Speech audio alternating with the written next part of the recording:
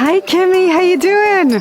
Hello. Well, it's funny. I realize, like, I know you as, well, Kimmy Pekovsky in Montreal, right. And you're like this whole other person, Kim Kushner in Manhattan. Are they best-selling cookbooks? Yes, they are best-selling cookbooks. I still am the same person, but what I always say is that the people who call me Kimmy, like I remember I was on a city bus in New York not long ago, and I heard somebody yelling, Kimmy, and I just know that those are people from my childhood. Yeah. You know, I'm looking around. Who can it be? So yes. So some people still call you Kimmy.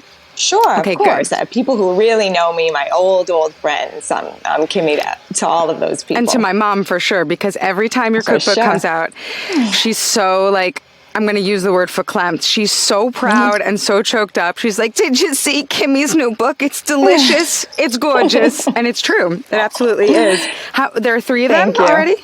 This is my 4th book. The latest one is my 4th cookbook. 4 cookbooks and 4 children later. Yes. Yes. That's a lot on your plate. Get it? Plate? You see what I did there? That's a lot. It's a lot. I like a full plate. Did you like a full plate? Yes. I'm like reading your writing in your cookbook, and you speak so beautifully on the topic of food, which is so different from me because I just I have bought in whole hog to the diet culture. Right. And I don't know how you didn't. Like, you really somehow seem to have, like, preserved what food really is meant to do. Well, in your eyes, can you describe what food is, how you engage with it? Thank you. I think I'm very lucky because food has always been presented to me since I was a child as something beautiful, something to celebrate, something that brings people together. And I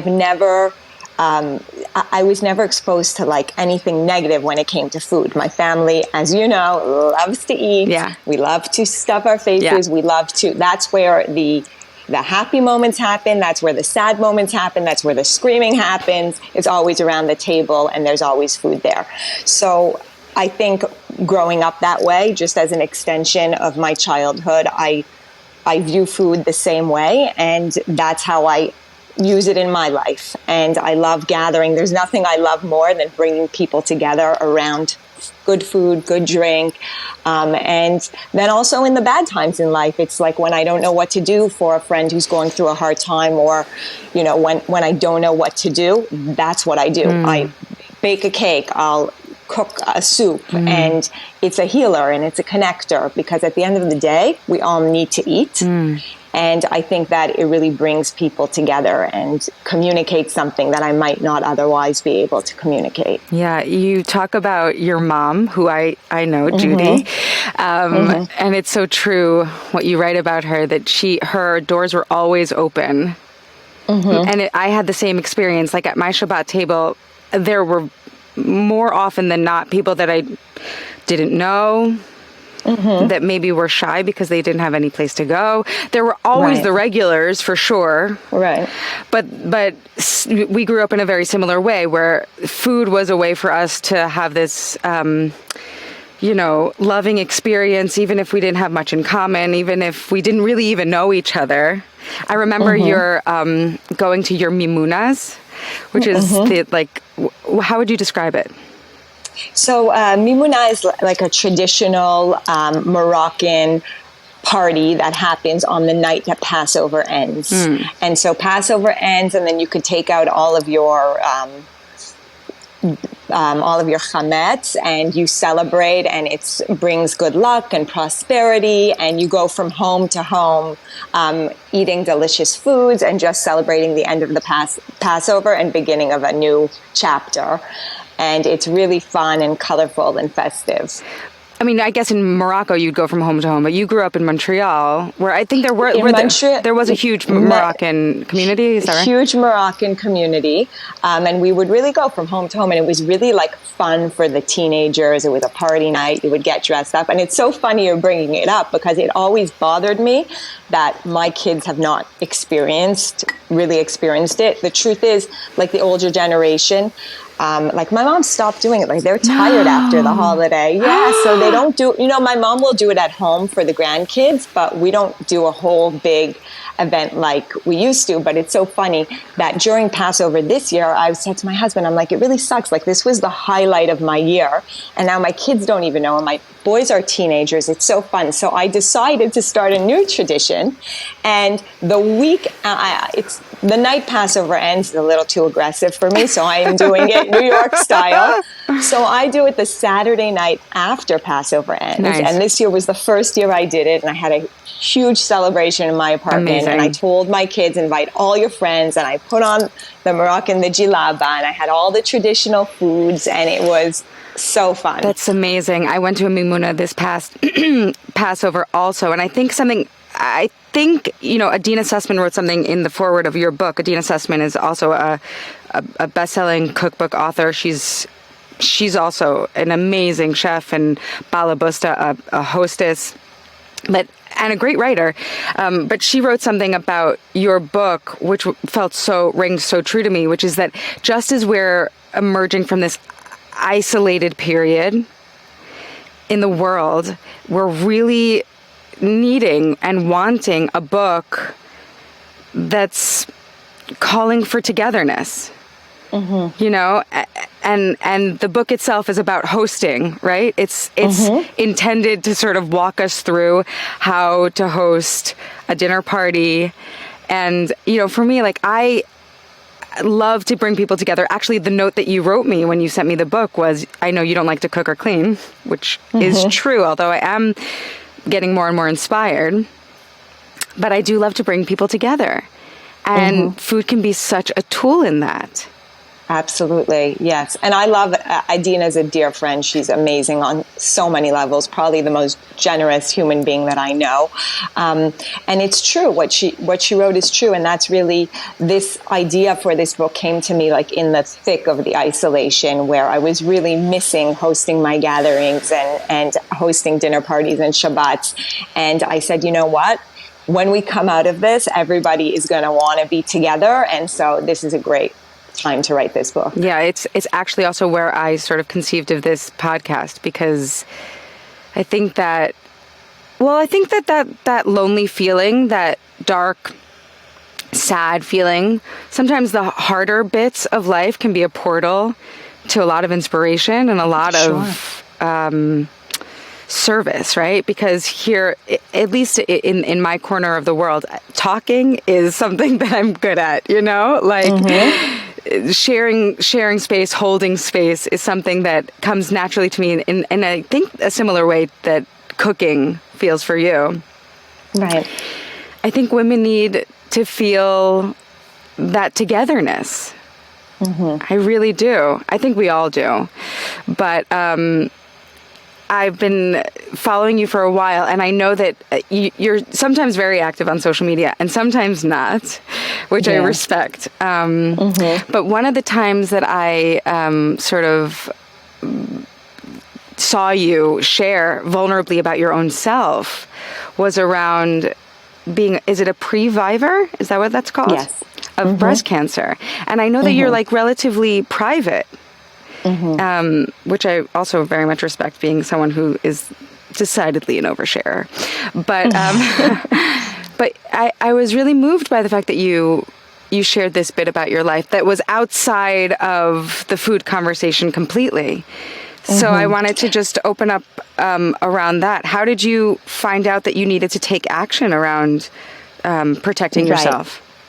So I had taken like a genetic test. At the time, my brother-in-law was very sick and my husband was testing, and he met with a genetic counselor who said, you should really send your wife in so you have a full family history. And I said to my husband, I'm not going to test positive for BRCA because there's no cancer in my family, and my mother's from Morocco, and it doesn't show up in the Sephardics, and and I pushed it off, and I ended up going to do it because it was something my husband really wanted me to do. And I actually said to myself, I'll just do this to like shut him up. He'll be happy. He'll feel good. And I didn't even tell anybody. And I took this genetic test, and the results came back, I think, a week or two later. And they said to me, you tested positive for the BRCA2 gene. Which is what? Which gives which gives me a significantly higher chance of developing breast and or ovarian cancer. So what is significant? What is significant? Like, I think it's upwards of 70% for breast. Wow. And for the ovarian, it's around 30% past a certain age. Of course, this not only affected me, this affected I had to tell my family members, and everybody had to go test. And basically what I did was I decided I'm not a panic of a person, but I really just wanted to educate myself and get as much information as possible and then decide what to do. And I really found a lot of information online on social media. And I connected with many women who had been BRCA2 positive, and I read their stories and I learned from them, and I was connected to doctors and different opinions and podcasts, and really, there was a wealth of information available to me, and I sifted through it. And then when I finally, for me, made the decision to have a prophylactic surgery, a few prophylactic surgeries. A few? When I well, for the ovarian cancer is undetectable. So it's one of those that really, when you find it, it's oftentimes too late. Wow. So, so I had surgery to remove my fallopian tubes, and then down the line, I will remove the ovaries as well. I did it in a couple of steps. And then it's suggested that you go for mammograms every 6 months, and you have to have MRIs. And every time I went, they would find questionable markings in the breast, and I would need biopsies. And at one point, I just decided, you know what, I don't want to do this for the rest of my life and worry every time I'm waiting on the results. And I decided to go through with the preventative double mastectomy and reconstruction, which I did. And like you said, I am a private person, but I really felt that it was unfair to just take this information and to take and not give it back. And even though it's very private and it's your body and it's a woman's body, and there's so much that comes with that, mentally, emotionally, physically, for me, it wasn't even like I knew I was going to share this, and it was just a question of when. And once I was through the surgery and I was recovering, I thought it was the right time. And so many people have reached out to me, and I've been able to connect so many people. And I know that I've helped people because I get so many messages. And if it was just one person, for me, that would have been enough. Like I said to my 6-year-old son the other day, I'm like, you can't just take in life. Yeah. You have to be a giver also. And so you really are. I mean, even in the way that you write, I like I was saying about food, like you have all of this information and all of this training, and it seems so natural to you to pour it out, to disseminate it. You're like, I can't hold on to this good news, and I can't hold on to this bad news. It really feels like you're a person who has such a natural way of receiving, but also giving, and that flow feels so yummy. Thank you. Really, really yummy. And it is hard. It is hard to talk about. But I think it's really important. I had no idea. I don't know why, but I thought that the BRCA2, and there's a 1? Is there a 1? Mm-hmm. Mm-hmm. I just thought that this gene affected just the breasts. I had no idea that it had to do with the ovaries as well. Yeah, See, and I'm like in the women's space now, and I'm a woman. Right. So we don't know. There are more connections to other cancers as well. So it covers a whole array of disease, but it's really important. And I feel like every day I hear about more and more women who are being diagnosed with breast cancer. I mean, 1 in 4 women receives a breast cancer diagnosis. So for me, although of course it was scary and I went through this big surgery and it was a tough recovery, I feel that I was very lucky, and we have this tremendous information available to us, and I think it's important for women to test. I think every woman should test, should make a decision for themselves. I'm not saying that surgery, mastectomy is for everyone, but I think information is so powerful, and the more you know, the more options you have. And I think that's really great. And also, since we're talking about it, I also think that mastectomy is not what people think it is. Oh. It's the surgery has come so far. It is, people think of mastectomy and people think of women their bodies being cut up and botched, and that's not what it is. There are such excellent surgeons out there, and they do such beautiful work. You would never even know that there was a mastectomy. So women should not be afraid. You know, people are choosing to go out and have all of these cosmetic surgeries, and they don't think twice about that. So why not think about your health and just explore what is available to you if you're in that situation? Yeah, I mean, I think a lot of people I know have had boob jobs, right? Like, right. A lot of people I know, and they look great and they feel great and all of that. I mean, the one thing that I think about when I think about a mastectomy is pain. Like, I've never had a surgery, actually. Right. I've had a lot of root canals, weirdly enough. But I never had a surgery before this either. And yes, it was extremely painful, but it was. You get over it. You're strong, and you can get through it. People get through way worse. I'm wondering how you keep your your spirits up and through and it's possible that you didn't during the thick of it, right? You're only human. I'm human. I have my ups, I have my downs like everyone else, but I think I'm generally a positive person. Another thing I get from my mom, and I just look around and I try to look at the glass as half full, and I don't think this is the worst thing.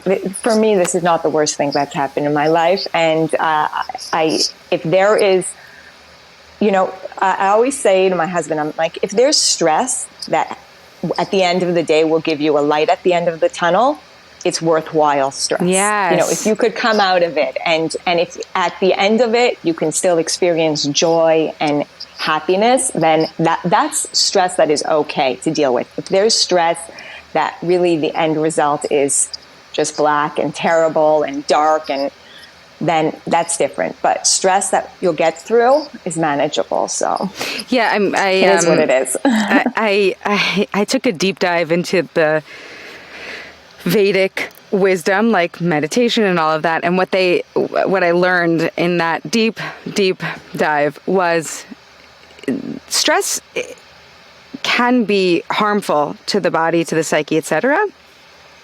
But demand, if we see these challenging moments as demand on the body, then we're priming ourselves.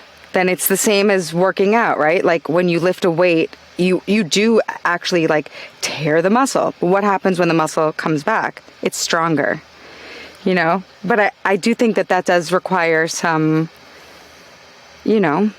some mindfulness, some thought around it, because if you did feel badly, you were in physical pain, you had to deal with it. You had 4 children. How old were your children during this entire ordeal? It was just last year, so ages 15 to 5. Oh my gosh. What's it like having teenagers? We haven't had anyone on with like teenagers yet. It's great. I have 2 teenage sons. It's great. But they're men. It's like they're in camp now, and the camp sends you photos of the kids, and like most of the parents will screenshot the photos of the kids, and they're so cute. And I said to my friend the other day, I'm like, I'm not screenshotting. It's like creepy. They're like grown, hairy men, like 4 grown, hairy men. Like, what am I going to screenshot this for? Like, if somebody sees my phone, like it's creepster, like they look like they should be going to work on Wall Street, not like play around in camp, And this is just at 15? He's 16 now. Oh my God, yeah. 16. Yeah, but the 16s today look like adults. 16-year-old boys did not look this way when I was a teenager, let me tell you that. They're just like adults? Specifically, yeah. They're like big and muscular, and they didn't look this way when I was growing up. But it's good. It's great. They're really good kids, so I'm blessed. How do you navigate having, I know I keep saying 4 children just because that's double the amount that I have. And your youngest, you have 3 sons and 1 daughter, is that right? Yeah. Wow. I assume. So beautiful. I have two, and I'm like, this is a lot. It is a lot. It is a lot, right? Yeah, and it's a lot. But as they get, for other children, no? No, I love the kids more than the books, but good to know. It's hard. It's hard, and it's a hard time to raise kids, I think. Yeah. I think we're much more involved and invested than our parents were, and I don't think they're better off for it. I think we're better off. But, just make it work. You think like the hovering and the overthinking and it's not good for them, and it's probably not good for us either. Can you speak more to that? I just feel like I think that I look back to my childhood, and of course it was not perfect. Nobody had a perfect childhood, but I think the independence that my parents gave me and gave my siblings made for independent, strong, opinionated, hardworking people. Yeah. And I just think it's just a very different time now, and I don't think my parents spoke to my teachers and ever looked at my homework, or even when it came to college, my parents were not involved with anything. I told my parents, oh, this is where I applied, this is where I might be going. They, and maybe that's just my experience. Obviously different people have different experiences, but I think that that helped me a lot, and I try to remind myself that, because when you're in this society and you're in the thick of it, it's only normal to, your environment plays a big part, and you want to be involved and you want the best for your children and you worry, but I think the discomfort is really good for people in general, for kids. So I want to underscore that discomfort, just like the demand. I mean, hopefully not as stressful as reconstructive surgery. That's one extreme, but demand in general, a little bit of discomfort is good for children, and probably good for us, maybe just good for human beings. Right. But I do remember, I had this distinct memory of us going out. I don't even know how old we were. I think you were probably 16, maybe I was 13, but we were out. We had you had on was it leopard, Steve Madden, high-heeled shoes, and you're tall. And I was like, this woman with the style. I mean, I was like, and you were so kind and so gracious, and you took me along hand in hand. You said you like these shoes, and we went and we got me those shoes. I don't know if it was a Canada thing. I don't know, but I remember there was freedom. We did have freedom. Yeah. And we did have freedom to mess up. My parents sent me to Mexico with my girlfriends when I was a senior in high school. What? Yeah. What? Me too. I also went. I know. Crazy. I traveled, and we were calling from payphones, waiting for the payphones to ring, to get in touch. I was in Israel for summers at a time. Yeah, me too. The idea, and that's not the case for your teenagers? Is that not? It's just different. We're way more connected because it's at our fingertips, right? And I try to remind myself not to get involved. My son, my oldest one, always tells me, you're the strictest of them all, and you're all my friends. None of my friends have a curfew, and I have a curfew. And I say, okay, none of your friends' moms love you as much as I love you, which I know is not true. I'm just throwing in the Jewish guilt, I mean, it's a good line. Yeah. It's a good line. I'm going to use it. Whether it's true or not, it's a good line. Some people need, we also live in New York City in a different time. Right. That's a real thing, you know? And I also say to him, you're my oldest. I have to mess up on you. You're the guinea pig, right? Yeah, thank you for saying that, because even at 5 years old, I'm like, oof, that was not right. That wasn't it. I know. That wasn't it. I know. Right. But that's their job, right? Right. You weren't the youngest. You were the youngest girl. Of the girls, yeah, the third girl. Yeah. That was a totally different experience. I was the youngest by far. My brother's 10 years older than me, and my sister's 7 years older than me. So I had a lot more freedom than they did. A lot more. Mm-hmm. And even then, as we discussed, that was more freedom than our kids have right now. Right. Anyway, food for thought. Is it different raising your kids in a different country? It's different because I don't have my family nearby, even though, I do see them often, and my parents come often and my sisters come often. It's different. Like, I grew up with my cousins, practically living with them, That's right. Yeah. I remember meeting them. Kids, yeah, and my kids don't have that, but it's amazing that they still are very, very close with their cousins in Canada, and they have great relationships. So I actually, I know your brother-in-law, his son, Michael, is very good friends with Ness. Oh, that's so cute. Because they live right around the corner in Brooklyn. They're so sweet. Funny. So sweet. But they're much younger than your kids, so it's a whole other story. Mikey and my little one, Jude, are just like a couple months apart. Oh, okay. So Ness also. Really cute. Yeah. Yeah. Oh, that's so cute. Yeah, it's really sweet. So they go to the same school? They go to the same camp. Ness doesn't go to Jewish school. Like, I'm really branching out. So let's see how that goes. I know. Wow. But he does go to a Jewish camp, and so does Michael. Yeah. They're on the same bus together. I heard it's great. They love it. It's so good. And he's in this program. Have the best time. He's in a program where they speak to him in Hebrew. And like, they're so young that the first 3 days, Ness was like, I don't like it. Right. And then 3 days in, he's like, Ani lo ohev et ze, ani lo ohev et ze. And it's like, okay, it's clearly working. It's working. Like, that was cool. That was really cool. Yeah, so cute. So cute. Okay, I want to talk more about your books, please, and thank you. You got it. I know that, this podcast and these conversations are really geared toward the mom curious crowd. So a lot of our listeners are moms. I think we find a lot of chizuk and strength and good feeling by hearing other people's stories, for sure. And also, like, every person has their own bit of wisdom to share.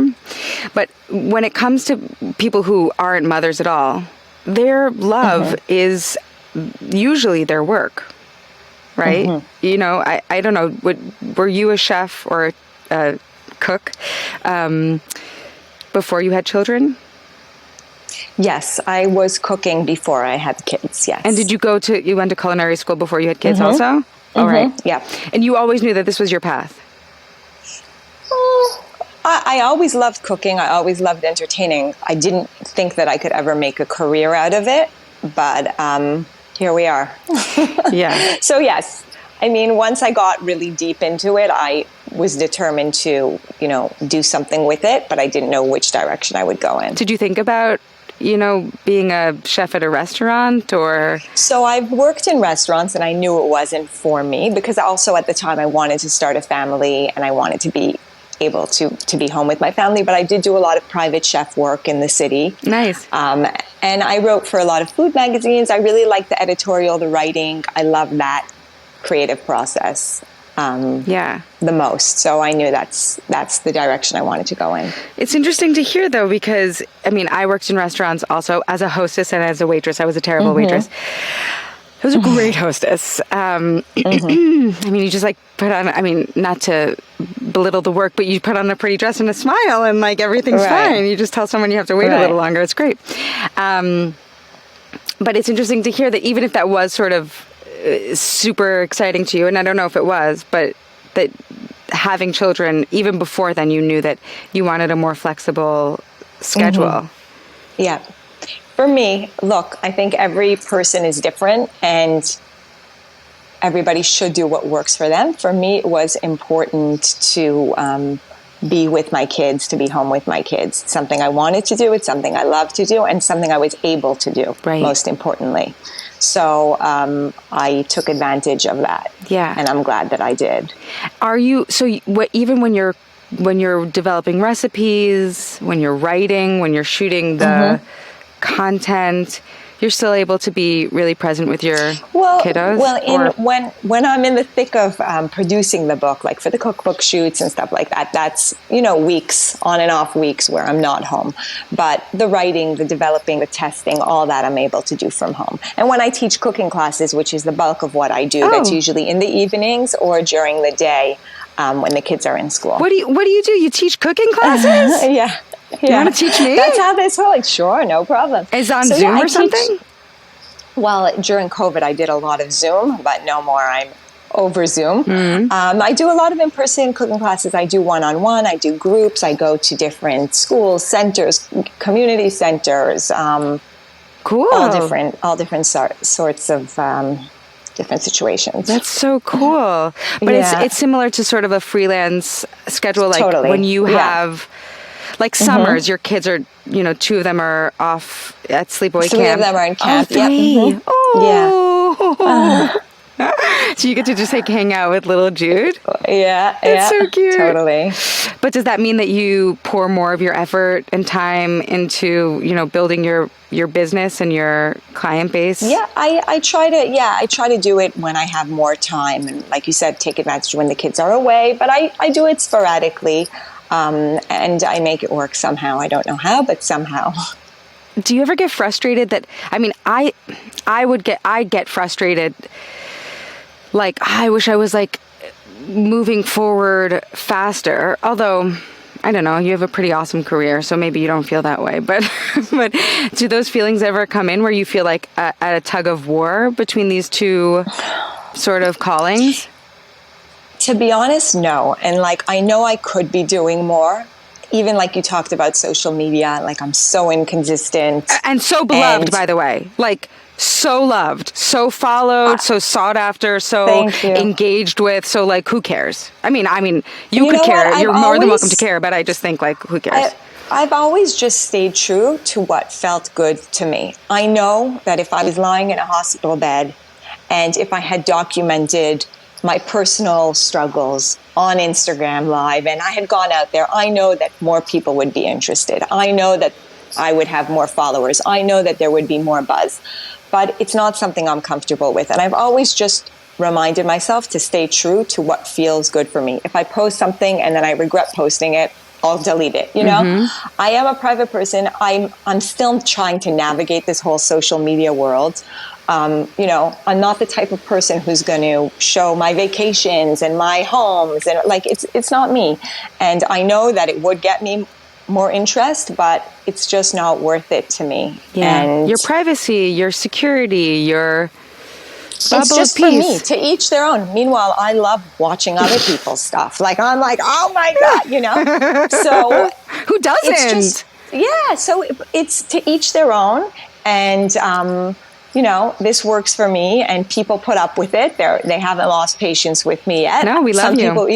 Some people even appreciate it, that it's not too in your face. And so far it's worked. But, really my passion has been to, what I've wanted to do, my goal has been to share my passion and to show people that you could cook and host and entertain and gather people around food in a simple, easeful, beautiful way. And that's what I've tried to put into these books. And people have really shown a great response. And so I'm so appreciative of that. I think the community, your niche, I would say, is the kosher cooking, which is not a cuisine. It's these are like dietary restrictions that you would have to tailor make, like non-kosher food to a kosher meal. Is that right? So this is your sort of expertise. That you am I wrong, or am I just? Yeah, I've always no. You're right. You're correct. I've always eaten kosher and cooked kosher, and so it was just natural to write a cookbook, which all the recipes happen to be kosher. But that's what I like to say. This isn't a kosher cookbook that happens to be great. Yeah. This is a great cookbook that happens to be kosher. So, although my following, I would say, is mostly of a kosher Jewish crowd, there are a lot of people who are not Jewish, not kosher, and are attracted to the simplicity of the recipes, the style of the cooking and the setup, and also the books the themselves. Aesthetic of the books. That's right. The aesthetic of the books are so they're just beautiful and clean. I thank you. And every time I see you, and I don't see you often, but every time I do, it really like reflects on you. Like it really, you have this sort of like clean lines, white shirt, it is a sort of, culinary school aesthetic, like really almost French. And so you can bring that into your home by bringing these books in, Right. you know? Thank you. Yeah. I just like simple, crisp, clean ingredients. And I like recipes that don't have a million ingredients. They're short. I like pages. I like a book when you look through the pages, the recipe, the ingredient lists are short. Yeah. There's a lot of white on the page. That's what I like. It's easy to cook from, and I wanted it to appear easy and inviting. I have to say that it does. And I'm the person who posted, on Passover. I was like, I somehow ended up hosting, right. and I hate cooking and I hate cleaning, but I did it, and it feels really good. And I think that's when you reached out and you were like, well, if you want to feel good like that, I got a book for you. And right. So that's the thing. Like, so many people want to invite people over. I do. But they're so fearful of the cooking process, and it's so much stress, and it's so annoying, and it's so much pressure. And so this book, The Modern Table, I really just wanted it to serve as a sort of guide for this is how you can host, and this is what you could do in advance, and these are the steps you should take to make it manageable, and at the end of the day, to enjoy yourself.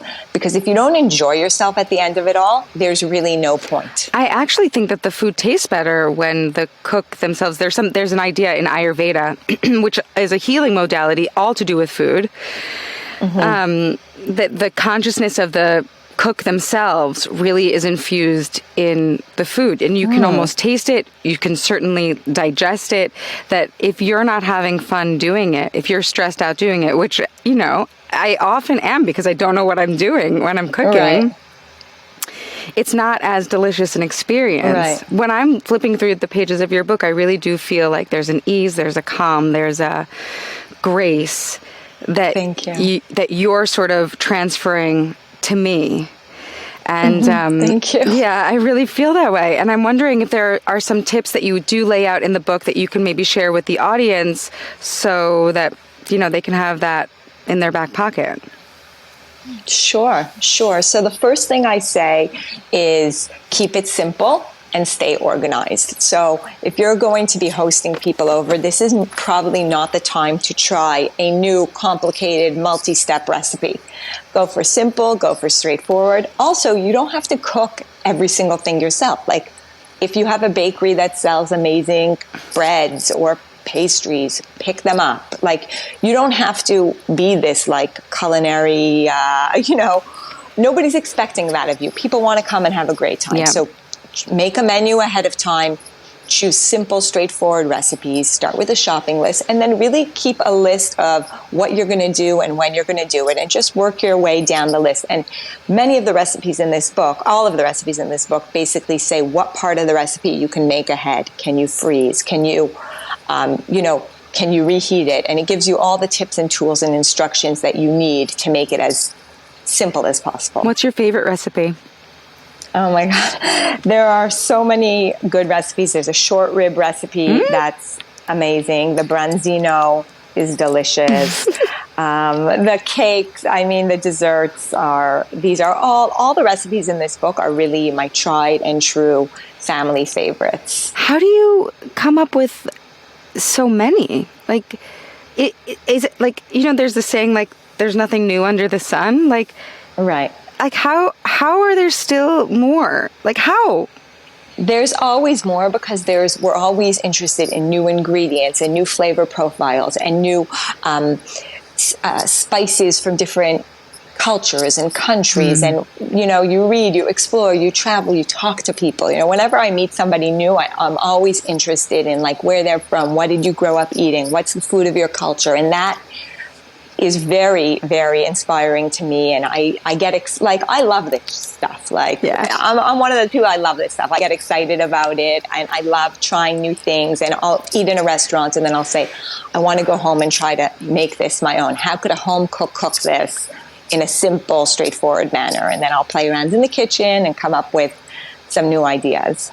But if you keep kosher, then you won't be able to try. So what do you do? Not everything. Look, I don't want the kosher police to come after me. So I say everybody does this differently, but I'm lucky that I've been able to travel a lot and taste different foods, but I do not eat non-kosher meat, and I don't mix meat and milk, but there's still so much available and out there to taste and explore. Particularly seafood, right? Because like if some people, kosher police, are you there? Yeah. Some people they'll find me. Don't worry. Do they really? Oh, I was thinking actually when we were talking about your following on social media and in general your fan base, I think like of course there are people of all walks for sure because the food is just good. The food is just good. It's like when you go to Israel, you're like, this has nothing to do with Jewish cooking. This is just good food. It's good produce. It's good.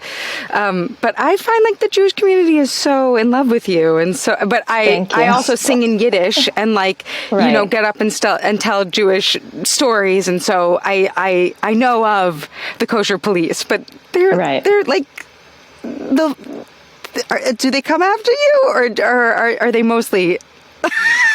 No, for the most part, I get the most lovely comments and everything, but I get it. It's not. I'm okay with it. Yeah, and you don't. The books themselves aren't like Jewish cooking. No. Right. No, they're just clean, simple recipes that happen to be kosher. Yeah. But I also find it a lot like really fun to travel and to, eat other people's foods. I think that's a really like a real portal into someone's life. Like, what are you putting in your body? And like, and then mixing. So do you mix the cultures? Like if you go from one place to another, are you like, wow, I wonder what this spice would taste like with this. Sometimes I do. Like I love making like a crispy rice dish. That's a Persian rice dish, tadig.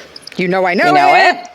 Okay. So like sometimes I'll explore with, let me make a tadig, but instead of using saffron that I would usually use, what if I added some Asian inspired flavors to it? What if I chopped up scallion and added a little soy, a little toasted sesame oil, and I would never want to disrespect the food or the culture of the food where it originated, but that's what I think is the most fun in the kitchen is exploring and trying new things. Maybe I won't call it tadig, but it's crispy rice with these amazing flavors. So. I mean, you couldn't.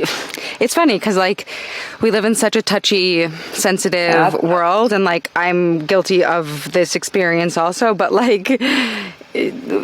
you're allowed to cook whatever you want to cook in your home. I know. You can call it whatever you want. Call it papu, crispy rice, basically white rice,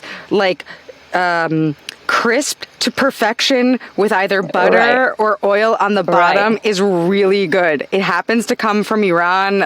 Lots of Jews like it. Who cares what we call it? Serve it and enjoy it. If you want to put soy sauce on it, go for it. But I guess you are a professional cook, so maybe you have to be more mindful of your words. Is that part of it? I think we all have to be mindful. Like you said, we live in this crazy time. She's giving us 5. And, that's what she's, yeah. I know. I think we just live in a day and age where we need to be maybe a little overly sensitive. But I do happen to love tadig, and I learned how to make it from my Farsi friend, and she's actually coming over this weekend, so maybe I'll serve her this new version and see what she says. Yeah, I highly doubt she would be offended. I think she would be... All right. No, she'll love it. I once told her that I made a spaghetti dish in this tadig machine, and she was like, I love it, I'm making it. Oh, crispy spaghetti on the bottom? Yeah. Yeah. Kimmy, I would love to come over. I don't know where those leopard Steve Madden high-heeled... By the way, I really remember them. Yes. You remember them? I don't know. Of course I remember them. They were gorgeous. I have an updated version. Because they were gorgeous. I mean, honestly, it was a real moment in my life. I was like, wait, am I a teenager? Is that what's happening? That is so funny. Is Kimmy Pekovsky telling me that I'm a teenager and I can wear gorgeous high-heeled shoes out on the town in Montreal? And my parents... You can. Yes!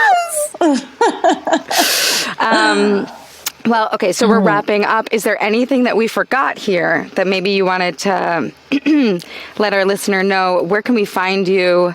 Thank you. Send us off as you would at a Shabbat meal. I would send you off usually with a goodie bag, but okay. What kind of goodie bag? I always send my guests home with a little something, something. But yes, I'm like the queen of swag. So wow, good to know. yeah. But you could find me on my website, kimkushner.com, on Instagram, on Facebook. The new book, The Modern Table, is available pretty much everywhere.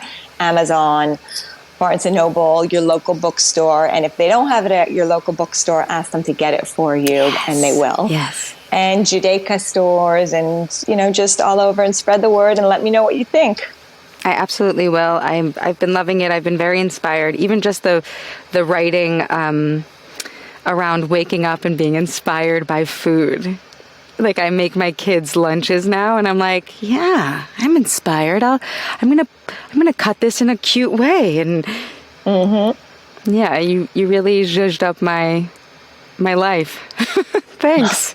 Thank you so much. You're so sweet. I'm inviting myself over to your Shabbat dinner and your Mimuna on not Mimuna night. Yes, 1 week post. I can't wait. Definitely. I truly cannot wait. Thank you so much for coming on. And thank you. For real, let's keep in touch this time. Yes? Absolutely. Okay. Thank you. Thank you.